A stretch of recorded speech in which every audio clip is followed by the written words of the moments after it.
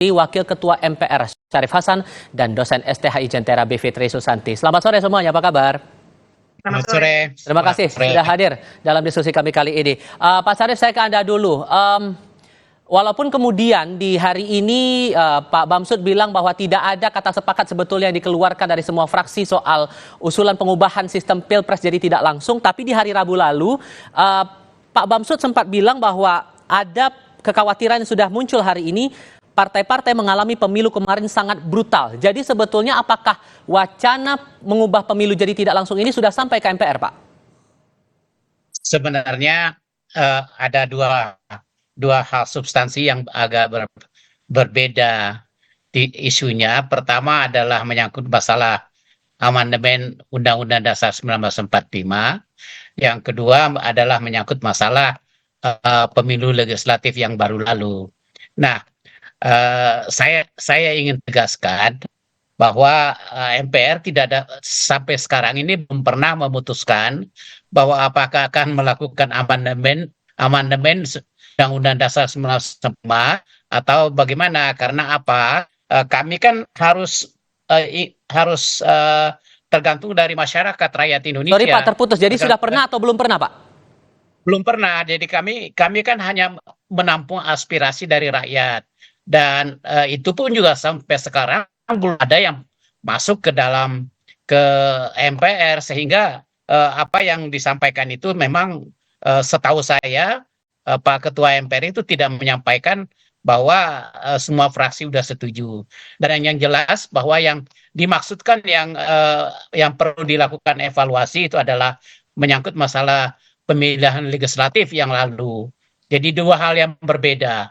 Nah, saya pikir ini harus ditempatkan pada posisi substansi yang betul-betul yang jelas. Nah, sekali lagi saya tekankan bahwa amandemen Undang-Undang Dasar 1945 itu belum pernah kita bahas dan apalagi diputuskan.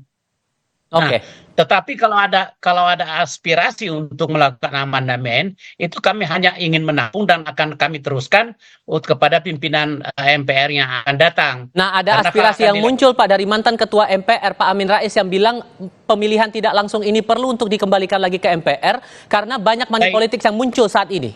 Cukup beralasan tidak menurut Anda? Artinya bukan hanya Pak Amin Rais, semua stakeholder yang berkepentingan, semua masyarakat rakyat Indonesia yang memiliki kepentingan, karena ini kan menyangkut masalah kedaulatan rakyat. Nah, itu semuanya harus memerlukan waktu untuk menyerap aspirasi. Tentu ada yang setuju, ada yang tidak. Nah, tentu kita harus menyerap semua aspirasi itu, kemudian kita akan bicarakan kembali dan dievaluasi kembali dan diputuskan bersama, dan ini saya pikir memerlukan waktu yang cukup lama. Jadi sekali lagi itu aspirasi itu belum pernah ada yang masuk. Ya, kalau ada aspirasi masuk, bahkan nanti kami akan teruskan kepada pimpinan MPR yang akan datang. Itu substansinya. Nah, substansi kedua yang mendesak itu adalah menyangkut masalah undang-undang pemilihan umum. Nah, ini kalau undang-undang pemilihan umum yang dirasakan dari pengalaman pemilihan umum yang baru kita lakukan 2024 kemarin, itu tentunya ada domainnya di DPR.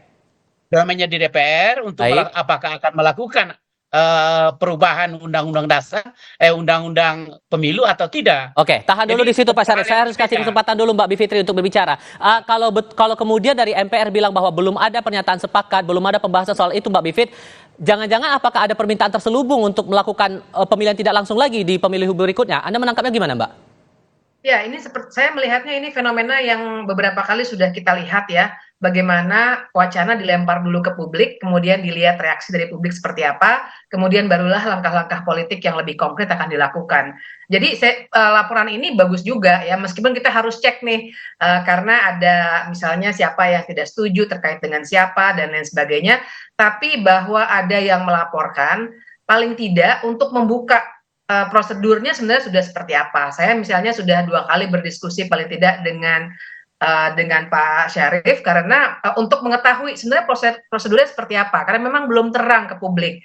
Jadi saya kira di titik ini memang satu kita mesti kritik substansinya karena kalau kita mau mengkritik masalah pemilihan umum letaknya tentu bukan di soal konstitusinya karena banyak sekali peraturan itu ada di level undang-undang. Tapi yang kedua memang kita harus lihat dari segi prosesnya. Amandemen itu kan tidak main-main ya. Biasanya kalau melakukan amandemen konstitusi itu pasti mengikuti peristiwa politik yang luar biasa.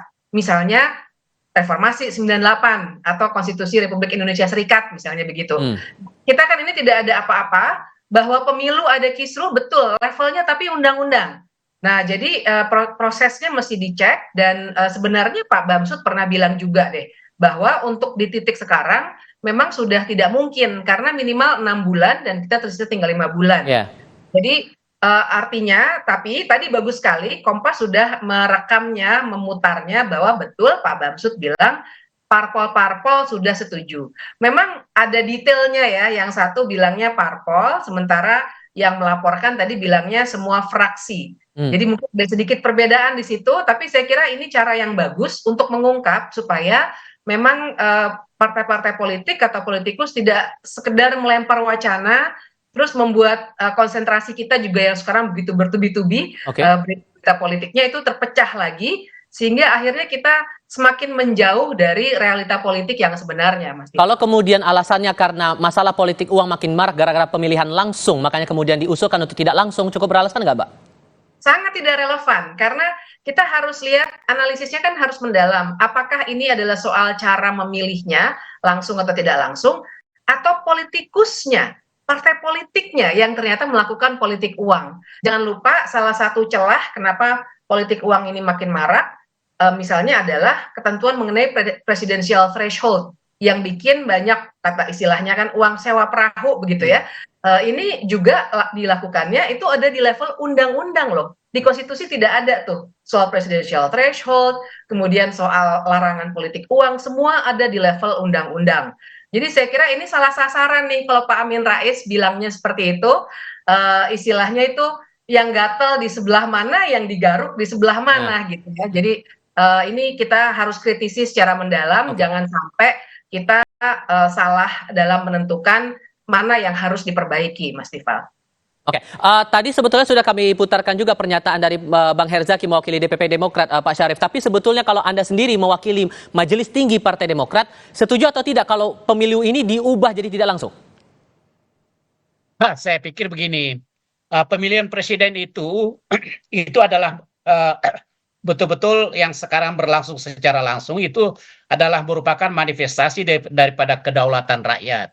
Nah, kalau kedaulatan rakyat itu dieliminir lagi, ya tentunya ini kita bukannya maju, tetapi kita one step back lagi, kita berapa langkah lagi mundur.